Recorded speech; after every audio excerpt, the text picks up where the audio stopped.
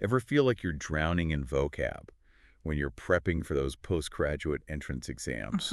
I mean, English vocab specifically. It can be a lot. Oh, absolutely. It's like this mountain of words, and you're just staring up at it. Yeah, exactly.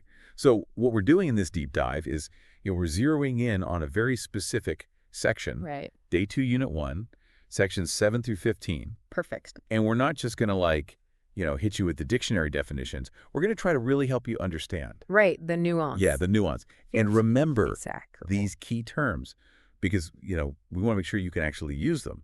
Not just recognize them on a test, but actually incorporate them into your English. Exactly, being able to produce the language as well. That's it. So we're going to look at how they work in exams, what kind of questions. Context. Context. Right. And then also everyday conversations. Absolutely. How do you actually use them?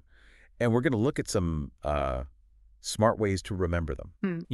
Root meanings, prefixes, suffixes. Yeah. Seeing connections between similar words, even their opposites, right? Yeah. And then, of course, the tricky parts, the stuff where people usually trip up. Absolutely, the common pitfalls. Exactly. So the whole goal is to make this feel less like, flashcards, and more like, okay, I've got these tools and I know how to use them. Right. Right.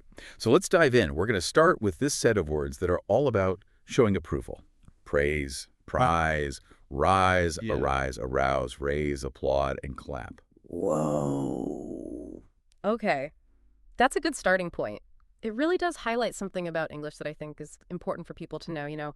We often have multiple words for a seemingly similar idea, but each one has its own little nuance. So we'll start with praise, which can be both a noun and a verb. Okay. It means to express admiration or approval. Right. So you might see in an exam, let's say a reading passage, something like, the critics praised the actor's performance. And then in everyday life, you could say, I praised her efforts on the project. Yeah. And a close synonym would be applaud, which we will get to later. Now, prize. Okay. Again, both a noun and a verb, often refers to a more formal reward. So something that you win, let's say, in a competition, like she received the Nobel Prize in Literature. Right. And as a verb, it means to value something highly. So an example, he prized his grandfather's watch.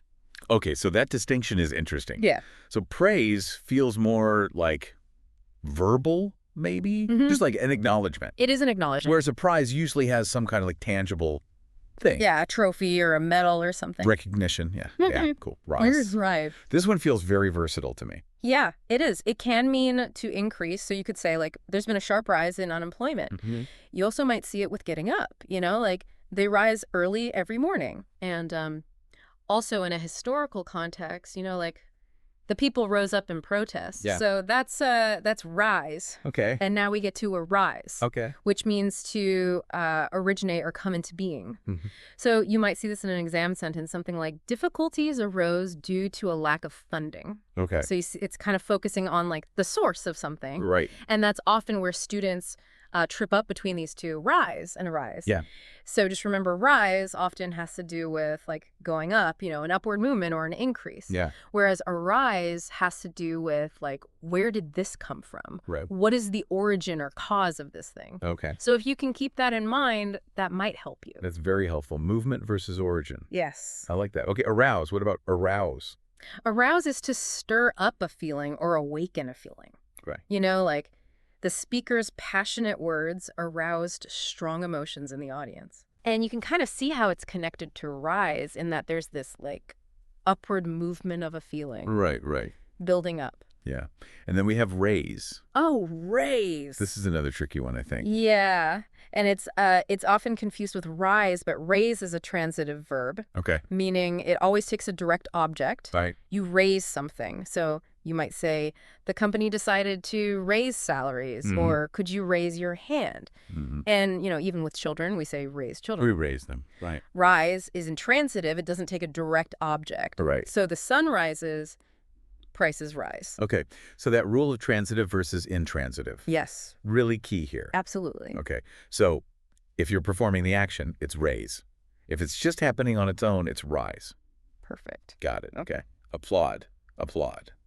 Applaud means to show approval. often by clapping. It can also be just to praise verbally, but often in a more formal setting. So the audience stood to applaud the orchestra's performance, and the related noun is applause. Okay. And finally, clap. Clap. Which can be both a verb and a noun.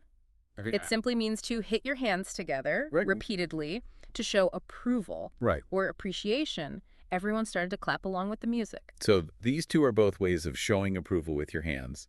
But it seems like applaud maybe is a little bit more like it could include verbal. Yes. Whereas clap is specifically that sound. The sound of the hands. Okay, cool. So you see, even with that first set of words, we're already like, you have to think beyond just the basic definition. You really have to understand how it's actually used, how it relates to these other words in the same family. Right, exactly. Okay, let's look at this next group of words, which are all related to being surprised. Okay. Astonish, dismay, amaze, and amuse. Well, so this is another set where, the intensity and the reason for surprise can differ quite a bit. So we'll start with astonish, which means to surprise someone greatly. Sure. Like you might read in a text, the magician's trick astonished the entire crowd. Right. And the related adjective astonishing, like astonishing results, really emphasizes that degree of surprise. Right. Now, if we go to dismay. Okay. Dismay is not just surprise, it carries a negative connotation of disappointment or distress. So for instance, to his dismay, he failed the exam. Right. So it's that feeling of being like really disheartened. Yeah. You're surprised, but it's not a good surprise. Right. So you might be surprised by good news. Right. But you would feel dismay at bad news. Exactly. Okay. Amaze. What about amaze? Amaze also means to surprise, but it often has a sense of wonder or admiration. Okay. We were amazed by the beauty of the landscape and the adjective amazing. Like an amazing achievement. It carries that positive sense of wonder. Right, right. So amaze is more like, wow. Yeah. Astonish is more like, whoa, what just happened? Yeah. And then dismay is like, ugh, no. Right, exactly. Okay. And then amuse. This feels like the lightest one in this category. Yes, I think so too. Amuse means to entertain or make someone laugh. Right. So the comedian's jokes amuse the audience. So you've got these three: astonish, dismay, amaze, where there's like a real strong feeling of surprise, and then amuse is more just like enjoyable, lighthearted. Yeah, it's about providing that lighthearted enjoyment. And I think a lot of students, they get kind of tripped up like, what's the difference between amazed and amused? Right. Right. And I think a helpful way to think about it is amazed, you're really thinking about the impact. There's a strong feeling of wonder, of surprise, something that's really impressive or maybe unexpected, whereas amused is much lighter. A pleasant feeling of being entertained or finding something funny. Right. So the scale of the emotion is actually quite different. Yeah. And recognizing that can also be really helpful. Right. When you're trying to understand a passage, let's say, in a reading comprehension task. Right. The tone of the passage. Exactly. Okay. So yeah, it is about the intensity of the feeling. Yes. Cool. All right, let's shift gears a little bit, something a little bit more relaxed. Okay. Words related to entertainment, recreation, gamble, and leisure. Okay. Okay.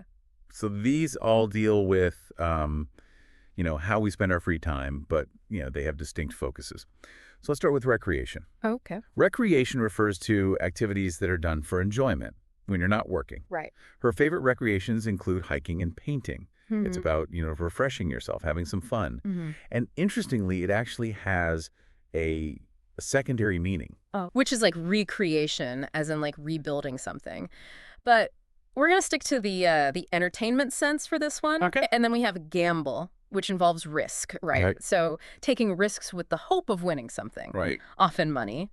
He decided to gamble on the stock market. And the related noun, gambler, is someone who does this, engages in gambling. So that one definitely has that sense of risk and like uncertainty attached to it. Definitely. Okay. And then last one in this group, leisure, just free time. Free time. Time when you're not working, don't have obligations. Modern technology has given people a lot more leisure time. Right. And you often hear it with the phrase leisure activities, which are the things that you do, during this time. Right, right. Often for recreation. For recreation, right. Yeah. Yeah. So when you see these in, maybe exam texts about lifestyle or like changes in society, remember that, recreation is the activity. Gamble involves risk, and leisure is that time that you have available for this. Right. Okay, cool. So let's tackle a few words that share a prefix, re. Okay. Although it seems like the connection isn't always so straightforward. Right. So I've got retire, entire, and mere. Right. Okay. Retire. I think most people are pretty familiar with this one, right? Yeah. It means to stop working, usually after a certain age.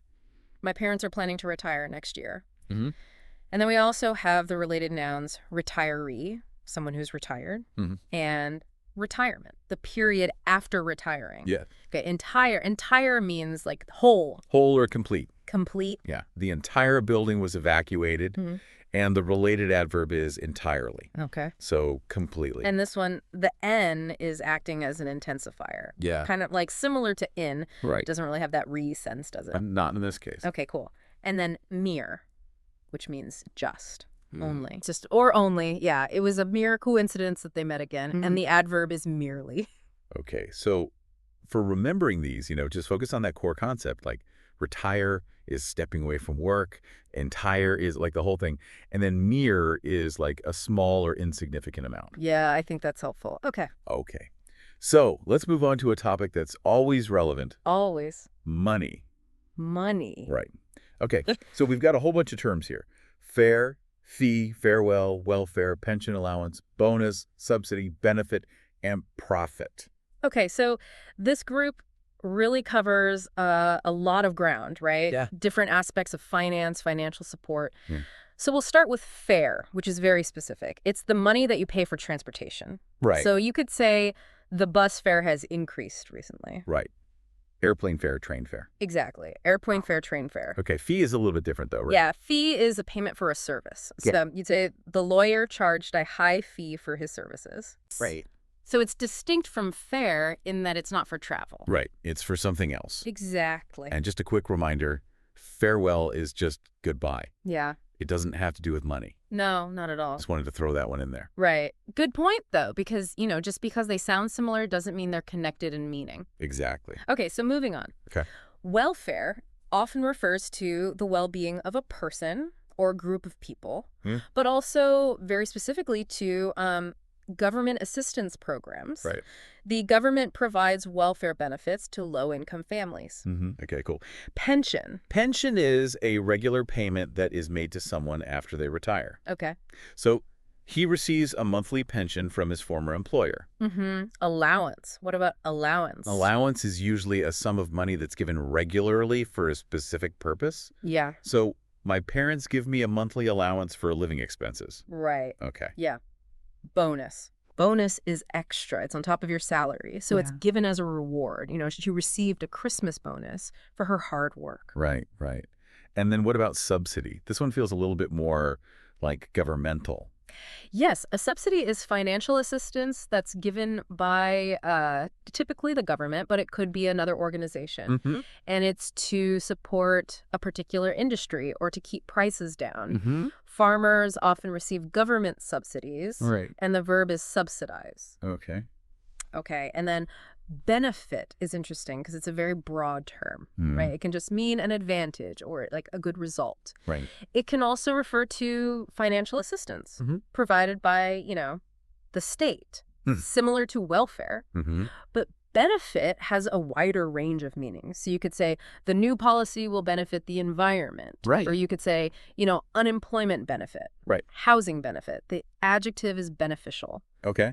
And then lastly, profit. This is the money that's made after deducting all your costs. Right. So the company reported a significant profit this year, and the adjective profitable. Right. So this whole group, this is essential. Oh, yeah. For understanding economic issues, social issues, things that are often discussed in those postgraduate exams. Absolutely. And I think a common area of confusion for students is fee versus fare. Oh. So again, fare is specifically for transportation costs, whereas fee is just more general. General payment. Payment for services. Right. So yeah, context is everything. Context is key. Okay, cool. Let's move on. We've got prolong, profound, and foundation. Okay. Okay. Mm-hmm. Prolong is pretty straightforward, right? It's a verb, meaning to make something last longer. Yes. The negotiations were prolonged due to disagreements. Mm-hmm. So it's about extending the duration of something. Right, right. Profound. Profound. This is an adjective that means deep, significant, having a strong impact. Mm. So, for example, the philosopher's ideas had a profound influence on society. Okay. The related adverb is profoundly. Okay. So we're talking about something that goes beyond just the surface level. Yes, something with depth. Mm-hmm. And then what about foundation? Foundation is a noun, and it refers to the basis, or like the underlying structure of something. Okay. So literally like the foundation of a building. Right. But also figuratively. Yeah. Like trust is the foundation of any good relationship. Right, right. It can also be an organization that's established to provide support, or funding, things like that. So it's interesting because you can kind of see how, like, if you have a strong foundation, that can lead to something profound that might prolong in its impact. Yeah, exactly. And I think those connections can really help solidify the meanings. Right.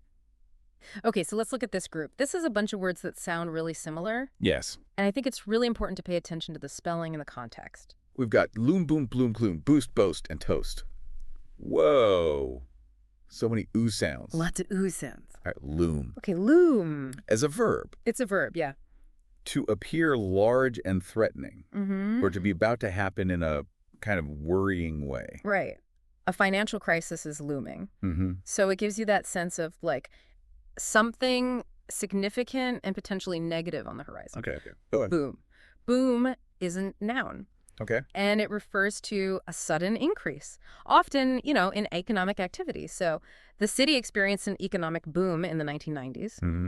And as a verb, it just means to increase rapidly. Right. It can also just be a loud, deep sound. Right. Bloom. Bloom is all about flowers, right? Yeah, it's connected to flowers. As a verb, it means to produce flowers or to be healthy and flourishing. Mm-hmm. So the roses are starting to bloom in the garden. Right. And as a noun, it just means a flower or the state of flowering. Okay. Gloom. Gloom is a noun, and it refers to a feeling of sadness, Okay. despair, or a state of darkness. Mm. So a sense of gloom descended upon the village after the disaster. Right. The adjective is gloomy. Okay. Boost. Boost is a verb or a noun. Both. Both. To improve or increase something. Yes. The new advertising campaign helped boost sales. Mm-hmm. So it's about giving something a positive upward push. Yeah. And then boast. Boast is a verb. Verb, yeah. Meaning to talk with excessive pride about yourself or your achievements. Yeah, like he tends to boast about his accomplishments. So you see, it has that negative connotation of bragging. Right. Oh. Okay. And then last but not least, toast. So as a verb, you can drink in honor of someone, something. Mm-hmm. You can also cook something by dry heat. Yes. And then as a noun, it's also the food, the browned bread. Exactly. They raise their glasses to toast the happy couple. Right. And for this group, I think it's really helpful if you can to come up with like a little mental association. Yeah. Or like a little sentence that links these in your mind. It can be silly, it doesn't matter. Yeah. Okay, cool. So a smaller set, we have blush, flush, and splash. Okay. All right, so these all have to do with a kind of sudden change, often visible or audible. Right. So blush. Blush is both a verb and a noun, and it refers to the reddening of someone's face, usually due to embarrassment or shame. Yeah. She blushed when he complimented her. So it's that visible sign of like being flustered. Right. Okay, flush. Flush can also mean a sudden redness of the face, but it can be due to different strong emotions. Okay. Anger, heat, excitement. So his face flushed with anger. Okay. But flush also has a completely different meaning, which is to cleanse with a flow of water. Right. Like, flush the toilet. Flush the toilet, right. Yeah. Okay, and then splash. This one's all about the liquid. Yeah, it's all about the liquids. As a verb, it means to, like, cause liquid to fly around. He splashed water on his face to wake up. And as a noun, it's the sound of something hitting water or the liquid itself. That is splashed. We heard a loud splash as he jumped in the pool. Right. So you've got these two, blush, flush are visual, Mm-hmm. and then splash is visual and you hear it too. Yes. Yeah. Okay. Cool. Last group. Last group. This one's all about negative actions and feelings. Betray, traitor, complain, groan, gross, moan, and mourn. Okay, a lot of negativity in this one. Yeah, okay. Betray.